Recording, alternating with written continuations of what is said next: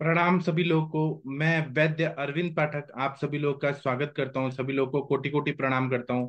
आइए आज हम लोग व्याधि हरण रसायन या व्याधि हरण रस इसके बारे में चर्चा करने वाले हैं। आप सबके सब भारत के सर्वश्रेष्ठ चिकित्सक लोग हैं।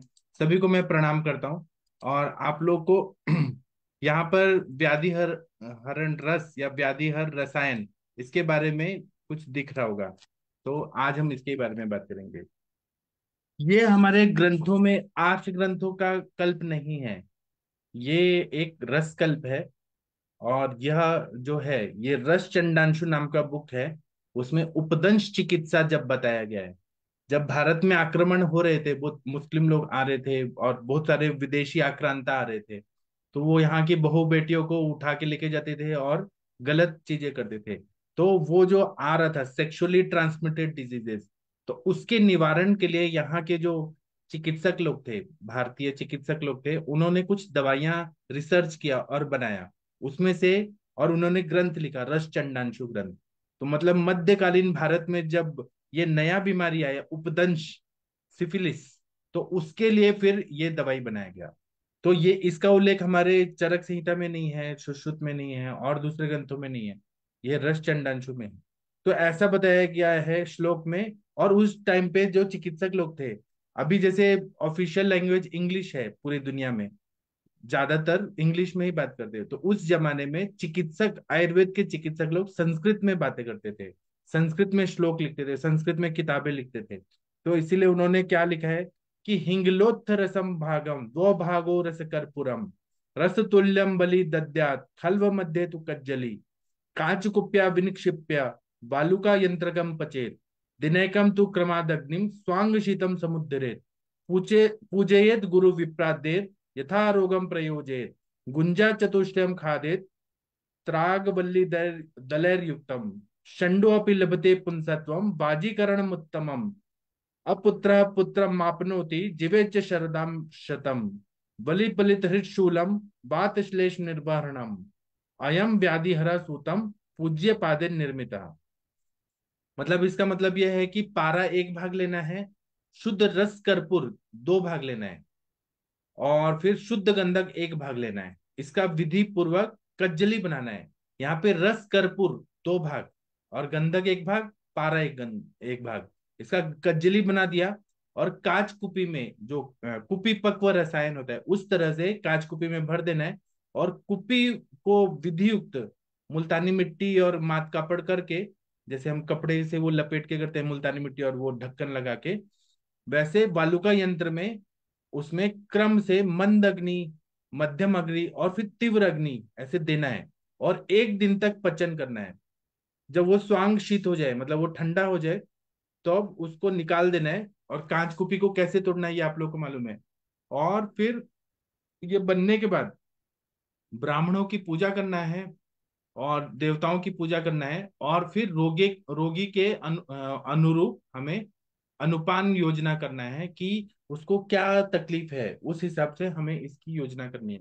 तो व्याधि हरण रस जो है उपदंश में 4 गुंजा प्रमाण में, जो पान का पत्ता होता है, तांबुल पत्र, नागवल्ली पत्र, पान का पत्ता, उसमें थोड़ा सा 4 गुंजा, मतलब 125 × 4 कितना हो गया, 500 ग्राम, 500 mgm, 500 mgm का जो जैसे पैरासिटामोल आता है 500 mgm का, उतना ज्यादा मात्रा में देना है। तो इसके सेवन करने से अगर किसी को षंडता आ गई है, उपदंश में, सिफिलिस में नपुंसकता आ गई है, षंडता आ गई है, उसको भी पुरुषत्व प्राप्त हो जाता है। और ये एक बाजीकरण योग है, पुरुष को घोड़े की तरह मैथुन शक्ति को ताकत दे देता है। जिसको पुत्र नहीं हो रहे हैं उसको भी अगर हम दे दिया जाए तो उसको भी पुत्र उत्पन्न हो जाता है और वह 100 साल तक जीता है। और ये पूज्यपाद मुनि ने बनाया है, क्योंकि पूज्यपाद मुनि जो थे उस जमाने में, उन्होंने अपने पे प्रयोग किया ये बना के। तो उनके शरीर में सब जगह झुर्रियां पड़ गई थी बुढ़ापे की वजह से, हृदय में स्वेलिंग हो गया था और वात कफजन्य रोग हो गया था, उनको खुद हो गया था। तो उन्होंने खुद के लिए पहले यूज किया, फिर बहुत सारे रोगियों पे किया। तो उन्होंने व्याधि हरण रसायन, हर तरह की व्याधि को ये नष्ट करता है, बुढ़ापा को नष्ट करता है। पारद संयोग होने की वजह से नए उपदंश पे यह बहुत ही अच्छा, क्योंकि पारा और गंधक से बनाया हुआ है, कज्जली का योग है, इसलिए रस हम बोलते हैं, व्याधिहरण रस, क्योंकि ये रस कल्प है। तो ये सबसे अच्छा दवाई है। और इसमें बोला है कि निखिल व्रणघ्न, हर तरह का जो व्रण होता है, मतलब डायबिटिक वुंड हो गया, या फिर हर तरह का व्रण, जो निज व्रण होता है, आगंतुज व्रण होता है, जो नॉन हीलिंग वुंड्स होते हैं या हीलिंग वुंड्स होते हैं, सभी में ये काम होता है। लेकिन उपदंश जन्य जो व्रण है, उसमें इसका विशेष उपयोग बोला जाता है। व्याधिहरण रसायन जो है वह नए नए उपदंश में, सिफिलिस का जो इन्फेक्शन हो रहा है उसमें काम करता है। अष्टमूर्ति रसायन जो है वो पुराने सिफिलिस के लीजन्स पे काम करता है। नया वाला में व्याधिहरण, और पुराने में अष्टमूर्ति रसायन, इसको ध्यान में रखना चाहिए। व्याधिहरण की अपेक्षा रस कर्पूर जो है यह ज्यादा उपयोगी पड़ता है। लेकिन रस कर्पूर जो डाला है वो दो भागी डाला है। अगर हम लोग देते हैं रस कर्पूर, तो उसका तीक्ष्णता की वजह से मुंह में छाले पड़ जाते हैं। तो रस कर्पूर इसलिए हम लोग इसमें डालते हैं, थोड़ा ही डालते हैं, दो भाग ही डालते हैं, जितना पारा लिया जितना गंधक लिया उससे दो भाग ही डालते हैं। पारा एक भाग, गंधक एक भाग, और रस कर्पूर दो भाग। इससे ज्यादा नहीं डालना, नहीं तो वो बहुत उष्ण तीक्ष्ण होता है, मुंह में छाले पड़ते हैं। और कुछ मैंने ऐसे वैद्य लोग देखे जिन्होंने रस कर्पूर ज्यादा मात्रा में दे दिया, तो पूरा इसोफेजाइटिस भी हो गया था उनको, और गैस्ट्राइटिस भी हो गया था, मतलब इतना जख्म कर देता है, पूरा इसोफेगस को रेड रेड ऐसा हो जाता है। वो पूरा मुंह माउथ में जब वो डाल के देखा गया टेलीस्कोप, तो वहां पे अल्सरेशन हो गया था। तो इसीलिए रस कर्पूर को ज्यादा नहीं देना चाहिए, उसको थोड़ा ही डालना। व्याधिहरण रसायन में डाला है, जितना डाले उतना ठीक है। इसी तरह से व्याधिहरण रसायन जो है वह हम लोग जब देते हैं तो वो सेफ होता है, और वो बैलेंस कर देता है। रस कर्पूर को भी जितना जरूरत है उतना ही चाहिए, बाकी और जो घटक द्रव्य हो उसको वो बैलेंस करके दे। तो ये व्याधि हरण रस है। अगर किसी का लीजन जो है उपदंश की वजह से, सिफिलिटिक लीजन जो है वह बहुत बड़ा है, रैशेस और लीजन, और उसके चारों ओर सूजन आ गई है, तब व्याधि हरण रस देना चाहिए। और उसके बाद की अवस्था में पूरे शरीर में दाने दाने दाने दाने आ गए, या फिर जो रैशेस, पेम्प्यूल्स, ब्लिस्टर्स जैसे आ गए, जो ब्राउनिश और रेडिश ऐसे हो गए, और आवाज बैठ गई है, और मुंह में अंदर से जो है पूरे, जो पैलेट का एरिया है मुंह में अंदर का, मुंह कुहर, वहां पे अगर बहुत ज्यादा ज्यादा रैशेस लीजन्स आ रहे हैं, या गुद शुक हो गया है या शुक हो गया है, कांख में एक्जिला रीजन में गांठ बढ़ गया है, लिम्फेडेनोपैथी हो रही है, तब हम इसका प्रयोग कर सकते हैं। या फिर पांडुता आ गई है, बाल गिर रहे हैं सिफिलिस के इन्फेक्शन की वजह से, सेक्सुअली ट्रांसमिटेड डिजीजेज है, तो सिफिलिस, गोनोरिया वगैरह, तो बार बार बुखार आ रहा है इन्फेक्शन की वजह से, सर दर्द हो रहा है, निद्रा नाश हो रहा है, तो इसमें 2 साल तक ये प्रॉब्लम रहती है। बार बार आंखों में कंजक्टिवाइटिस होता है, या फिर बहुत ज्यादा अस्थिगत व्रण होता है, किडनी में इंफ्लेमेशन, नेफ्राइटिस होता है, पाइलोनेफ्राइटिस होता है, नाखून टेढ़े मेढ़े हो जाते हैं, जो क्लबिंग ऑफ फिंगर्स ऐसे बोलते हैं, क्लबिंग ऑफ नेल्स, वो होने लगता है, या टेढ़े मेढ़े होने लगते हैं, क्रैक्स पड़ने लगते हैं, या फिर बैठने में उठने में बहुत तकलीफ होती है, जॉइंट पेन होने लगता है, या फिर वृषण जो है स्क्वाटम, उसमें ऑर्काइटिस होता है, वृषण में शोथ होने लगता है, या फिर पूरे पूरे दाने आने लगते हैं सिफिलिस में। ऐसे सब में अगर हम लोगों ने इसका प्रयोग किया तो बहुत ही अच्छा फायदा होता है। 1 मिनट रुक जाइए, मैं आप लोगों को कुछ दिखाना चाहता हूँ। नहीं, 1 मिनट रुकिए। सिफिलिटिक लीजन्स कहाँ कैसे होते हैं मैं आप लोगों को 1 मिनट में दिखाता हूँ। मैंने उसका पीपीटी बनाया है। 1 मिनट रुकिए। आप लोगों को ये समझ आना चाहिए कि व्याधिहरण रसायन हम कहाँ दे रहे हैं, कब दे रहे हैं, कौन सी अवस्था में दे रहे हैं, क्योंकि व्याधिहरण रसायन एक दिव्य औषधि है। अगर हम लोग इसका सही से उपयोग करेंगे तो हमारे जो पेशेंट हैं वो हमसे मतलब खुश हो जाएंगे कि जहाँ पे एलोपैथी की दवाइयां काम नहीं कर रही है, वहां पे आयुर्वेद की ये दिव्य औषधि कितना उनको कष्टों से निकाल रही है। 1 मिनट रुक जाइए, मैंने पीपीटी बनाया है, आप लोग के लिए ही मैं बनाया हूँ पूरा मेहनत से। 1 मिनट रुक जाइए।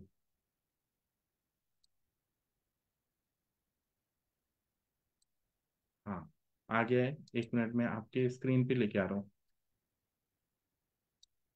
ये देखिए, सिफिलिटिक जब होता है इन्फेक्शन, सेक्सुअली ट्रांसमिटेड डिजीजेस है, मैंने ऐसे पेशेंट देखे हैं, उनको ऐसे ये हो जाते हैं, पूरे शरीर में ऐसे सिफिलिटिक लीजन्स, जख्म, ऐसे पैम्प्यूल्स वगैरह आ जाते हैं।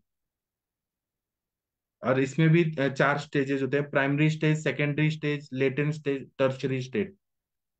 पहला स्टेज जो रहता है स्मॉल सोर रहता है, और वो जेनेटल्स में होता है क्योंकि सेक्सुअली ट्रांसमिटेड डिजीज है, वजाइना में होगा, पेनिस में होगा। सेकेंडरी स्टेज में सोर थ्रोट होगा, वेट लॉस होगा, स्किन रैश होगा, जॉइंट पेन होगा, फीवर होगा, फटीग होगा। लेटेंट स्टेज में बैक्टीरिया जो है वो अंदर हिडन रहता है और पेशेंट को ज्यादा तकलीफ नहीं देता। टर्शरी स्टेज में मेमोरी लॉस होने लगता है, डिफनेस, पैरालिसिस, न्यूरोलॉजिकल प्रॉब्लम होते हैं। वो मतलब मज्जा धातु तक चला जाता है, शुक्र धातु तक चला जाता है, तो वो ज्यादा कॉम्प्लिकेटेड होता है। और ये देखिए सिफिलिस हुआ है ये इंसान को। मेरे पास भी बहुत सारे पेशेंट आए हैं और उनका हिस्ट्री ये मिला कि मल्टीपल सेक्सुअल पार्टनर्स के साथ उनका ये सब संबंध हुआ। और ये मेरे पास तो उनके जेनेटल ऑर्गन्स में जो इन्फेक्शन स्टार्ट हुआ वो भी है फोटो, लेकिन वो चीज अभी मैं यहाँ पे सोशल मीडिया पे नहीं भेज सकता। कुछ ऐसे ये रहता है ना कि हम क्या दिखा रहे हैं। लेकिन वो पूरा उनका जो रिप्रोडक्टिव सिस्टम है, मेल फीमेल, वो पूरा फैल गया था, ऐसे ही लीजन्स थे, पूरा बहुत बेकार लग रहा था। तो जब ये रहता है कि फिरंग और उपदंश, गोनोरिया और सिफिलिस होता है, उसका विष का प्रभाव जो रहता है वो बच्चों पे भी आता है, गर्भ पे भी आता है, गर्भाशय पे भी आता है। बच्चों को अलग अलग त्वचा रोग होते हैं, फिर अस्थि धातु के रोग होते हैं, मांस धातु के रोग होते हैं, और ग्रंथि बढ़ते जाते हैं। कभी कभी हिपेटोमेगाली रहता है, यकृत वृद्धि होती है। ऐसे सब में अगर व्याधिहरण रस जो है, शुरुआत में व्याधिहरण रस देना है, और बाद के स्टेज में बहुत क्रॉनिक हो गया है तो अष्टमूर्ति रसायन का प्रयोग करें। उसी तरह से उपदंश जैसे जो व्रण है, उसमें ये सबसे बेस्ट काम करता है व्याधिहरण रसायन।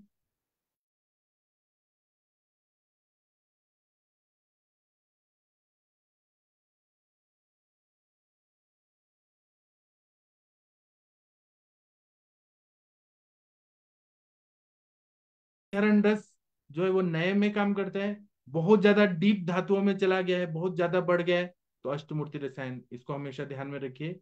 और ये सभी धातुओं पे, सभी दोषों पे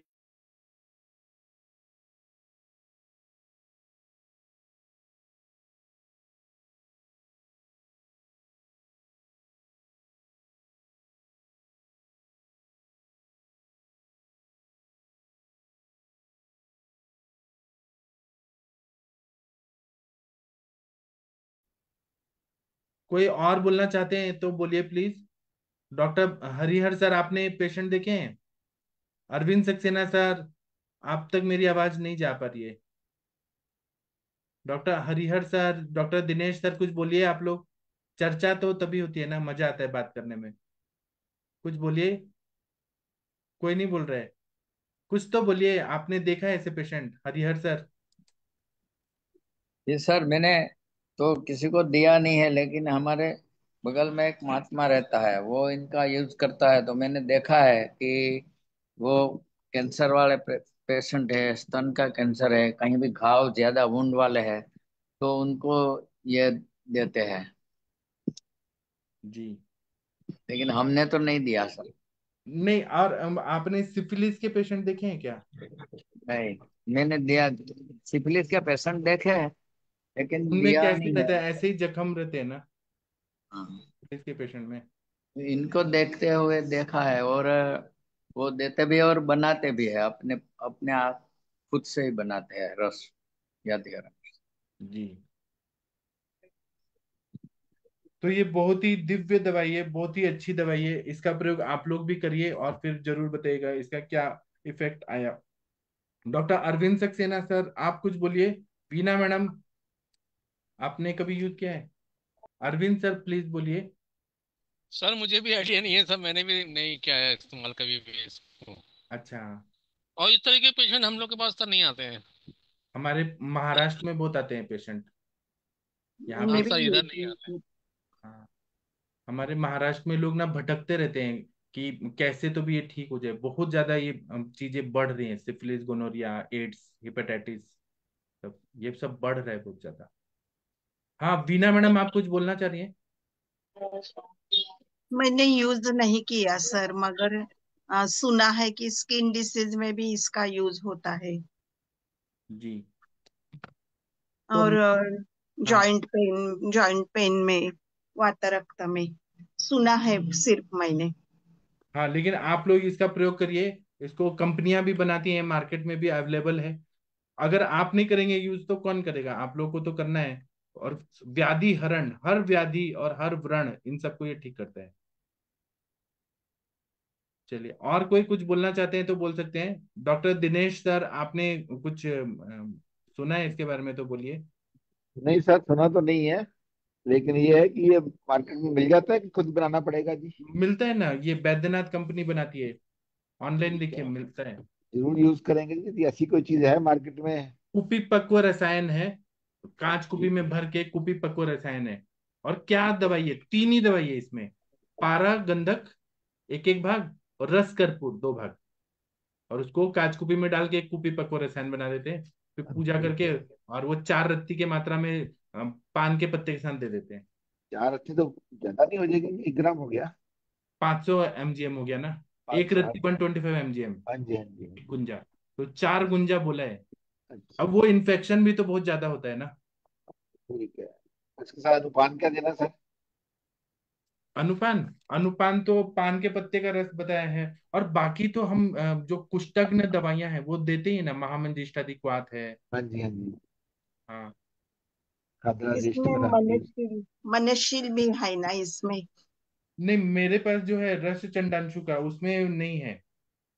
जो आप अच्छा। बोलते हैं रस माणिक्य, वो अलग चीज है। व्याधिहरण रसायन अलग है। वो हाँ, वो अलग है, रसमाणिक्य। आपके पास गुणेश शास्त्री का बुक है क्या, वीना मैडम? है ना, 4 ही भाग है हाँ, उनके। तो उसमें देखिए ना, व्याधिहरण रसायन दिया है, रस चंडांशु का। अच्छा। मराठी में। हाँ। मैं उससे ही पढ़ा रहा हूँ। गुणेश शास्त्री के बुक में है। ठीक है, और बताइए। ये भारती देश पांडे मैडम बोल रही हैं कि नो एसेस टू स्पीक। मैंने ग्रुप में डाला हुआ है ना, उसमें से आप भारती मैडम ज्वाइन हो जाइए। भारती मैडम कुछ बोलना चाह रही हैं लेकिन ज्वाइन नहीं हो पा रही हैं। मैंने ग्रुप में डाला हुआ है ये लिंक। चलिए, आप लोग और कुछ बोलिए प्लीज। महाजन सर, आपने यूज किया है, कभी देखा है? डॉक्टर राम जी? नहीं। गंगवार सर, आपके पास कोई पेशेंट आए तो आप इसका प्रयोग करिएगा। तो फिर अभी हम फिर सेशन बंद करते हैं। आप लोग बोल ही नहीं रहे हैं तो क्या बोले?